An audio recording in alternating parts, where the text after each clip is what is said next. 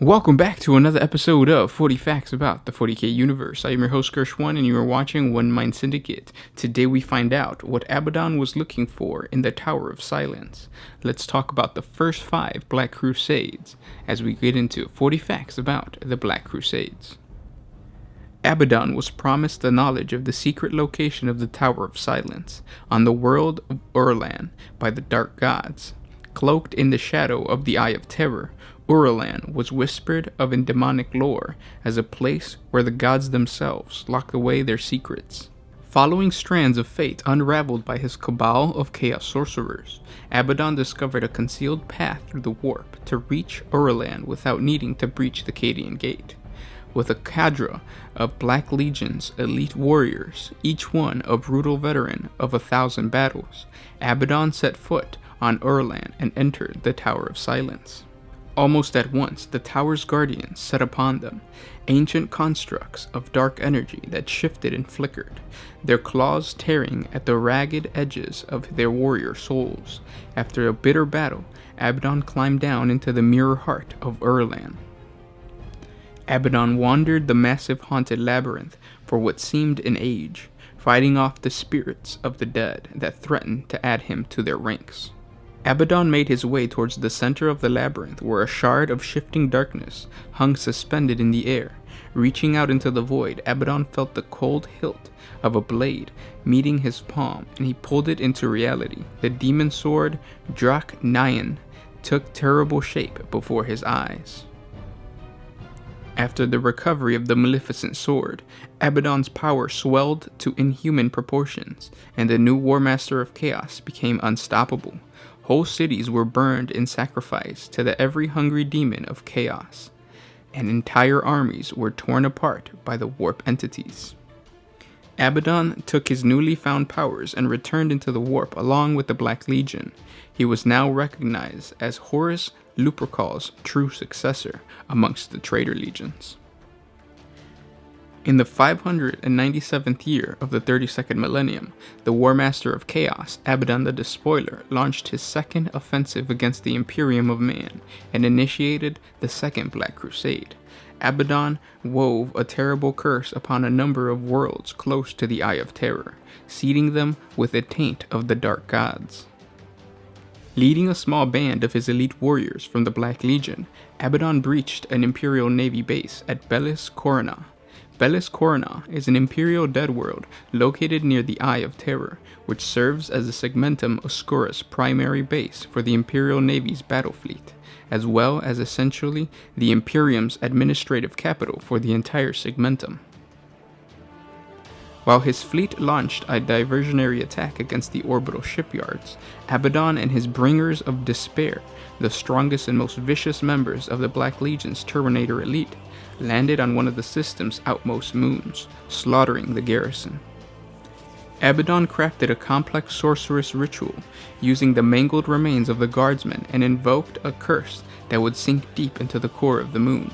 It would be centuries later that the curse would be awoken and do its terrible work, unleashing a mutagenic plague upon the Imperial defenders stationed there. By the time Battlefleet Corona had mustered to repel the attack on the core worlds of Bellis Corona, Abaddon had already departed, his mission complete. Shortly after the assault on the shipyards of Bellis Corona, an attack occurred on the inquisitorial vaults of the world of Nemesis Tessera. Hidden beneath the layer of ice and snow, the Inquisition constructed a watch station from which to study the Eye of Terror, along with a warden's cells to hold the demonic prisoners they kept. It remains unknown if this was the work of Abaddon, but in a swift and brutal assault, one of the cells deep beneath the station was opened and the demon contained within was released. By the time the inquisitorial forces had secured the facility, the attackers were gone, leaving only a trail of smoking corpses and spent bolter shells to mark their passage. In the 909th year of the 32nd millennium, Abaddon the Despoiler launched his third Black Crusade, sending the demon prince Talamin against the Cadian Gates in a reckless and bloody frontal assault, but the true reason for the attack was not caught by the Imperial Guard. The shrine world of Gersthal had been a place of peace and tranquility throughout the Segmentum Obscurus, its faithfuls offering their prayers daily to the God Emperor. The planet was named for Saint Gersthal, who had fallen defending the Cadian gates during the 1st century after the Horus heresy. Entombed under the world's capital, the saint was prophesied to rise again when the Eye of Darkness opened for the last time, and stem the tide of the treacherous. When Abaddon launched his 3rd Black Crusade, he attacked the fortress world of Cadia to distract the Imperium from his desecration of the saint's tomb in an attempt to forestall the saint's possible contribution to preventing the Imperium's collapse in the far future. With whispered lies and promises, Abaddon unleashed the demon Primarch Ptolemy, the so-called Prince of Princes, against the Cadian Gate. Abaddon had convinced the creature that the blood of the loyal Adeptus Astartes would grant him unheard-of strength and power to crush his demonic rivals within the Eye of Terror. In a gore-soaked assault, Ptolemy and his minions slew many millions of Imperial soldiers and lured no less than a dozen loyal Space Marine chapters to the battle. In the end, the ferocious warriors of the Space Wolves finally drove the Demon Prince screaming into the Immaterium, but Abaddon had already achieved his aim, destroying the remains of Saint Gersthal and forestalling any chance of the prophecy's fulfillment. Years later, Abaddon would return from the Eye of Terror. The world of Elfanor was the stronghold of the Cadian Gate, and a key defense against Chaos Raiders trying to slip out of the Eye of Terror into the Segmentum Obscurus. Commanded by the planetary governor known as the Cromarch, it had repelled countless attacks by the forces of Chaos in the centuries since the Horus heresy. Central to the defense of Elfanor was the grand citadel of the Cromarch, overlooking the vast fertile floodplains of Erebor. The Black Legion descended upon the world like a plague of darkness, 6 warbands of the other traitor legions slavering for blood in their wake. The Imperial Guard struck repeatedly at the attackers, their assault supported by massed artillery from the citadel that remained long beyond the reach of the traitor legionnaires. Abaddon personally led the charge against the Citadel's adamantium gates. Through a storm of heavy bolter rounds and exploding artillery shells, only a fraction of the Bringers of Despair, Abaddon's Terminator-armored elite personal bodyguards, made it to the gates. The great obsidian road to the fortress littered with bloody and broken Black Legionnaires. Trapped before the gates of the citadel, the traitors hammered against its mighty door, even as the Imperial Guardsmen swept their ranks with fire from above.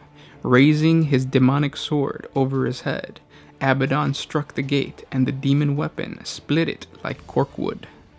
With the gate sundered, Abaddon and his followers spilled into the fortress, butchering and dismembering all before them.